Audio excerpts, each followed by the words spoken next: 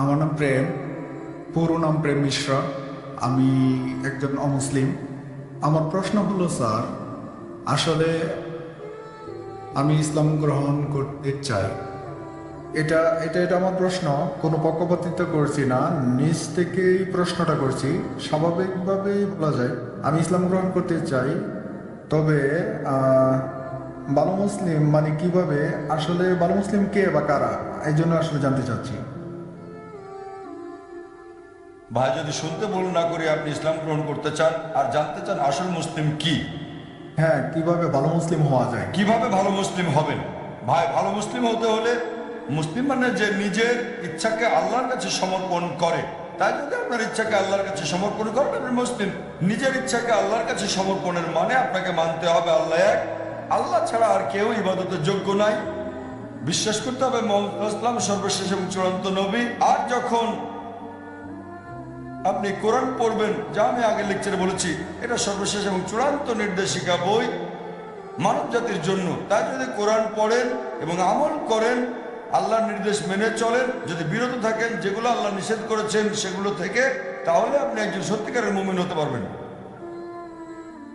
আর আরেকটা বিষয়, স্যার, আমার সম্পূর্ণ পরিচয়টা কি বদলাতে হবে, যেটা আমার অমুসলিম অবস্থায় ছিল? আপনার নাম, এটা বাধ্যতামূলক কিনা তিনি জিজ্ঞেস করছেন। নাম পরিবর্তন করা বাধ্যতামূলক কিনা মুসলিম হওয়ার পর? না, এটা বাধ্যতামূলক না, তবে চাইলে করতে পারেন।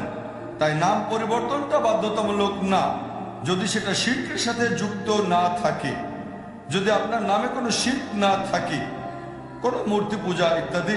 তবে যেটা হতে পারে, আপনার আগের নামও থাকতে পারে অথবা নতুন নাম নিতে পারেন। তবে মুসলিম হিসেবে যদি গর্ব করেন, আমি বলবো মুসলিম নাম রাখতে, যাতে লোকজন আপনাকে চিনতে পারে। যেমন কেউ ডাক্তার হলে তখন ক্রস চিহ্ন রাখে, মানুষকে জানাতে যে সে একজন ডাক্তার। একইভাবে বাধ্যতামূলক না যে নাম বদলাতেই হবে, তবে যদি বদলান সেটা উত্তম, মানুষ জানবে যে আপনি মুসলিম। আমার প্রশ্ন হচ্ছে, আপনি কি এখন ইসলাম গ্রহণ করবেন? জি স্যার। আপনি কি বিশ্বাস করেন আল্লাহ এক? হ্যাঁ। আপনি কি বিশ্বাস করেন মূর্তি পূজা নিষিদ্ধ? হ্যাঁ স্যার। আচ্ছা, আপনি কি বিশ্বাস করেন নবী মোহাম্মদ হলেন সর্বশেষ এবং চূড়ান্ত নবী? হ্যাঁ স্যার। কেউ কি আপনাকে ইসলাম গ্রহণ করতে বাধ্য না করেছে? স্যার, অবশ্যই না। কোন অর্থনৈতিক চাপ? না স্যার। কোন শারীরিক চাপ? না স্যার।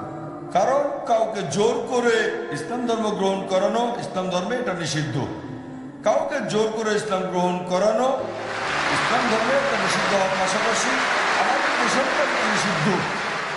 ইন্ডিয়াতে যে কোনো ধর্ম গ্রহণ করার জন্য বাধ্য করা নিষিদ্ধ, স্বেচ্ছায় হতে পারবে।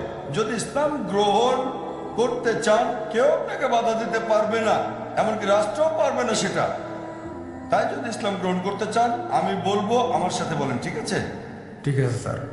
আশহাদু أشهد আল্লাহ أن لا ইলাহা إله ইল্লাল্লাহ إلا الله ওয়া আশহাদু أشهد আন্না أن মুহাম্মাদান محمدا আবদুহু عبده ওয়া রাসূলুহু।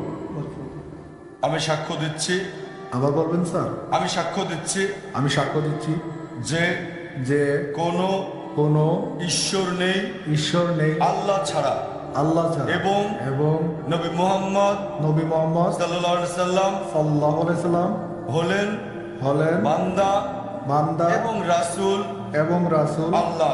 আল্লাহ। মাশাআল্লাহ, ভাই এখন মুসলিম। ধন্যবাদ।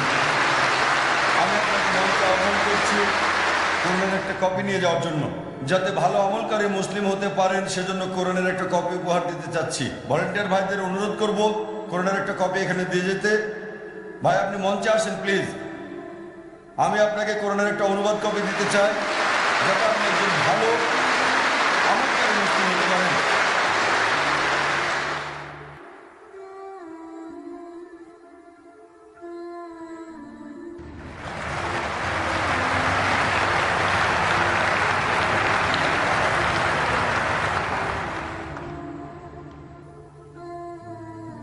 মাশাআল্লাহ, জাযাকাল্লাহ। আল্লাহ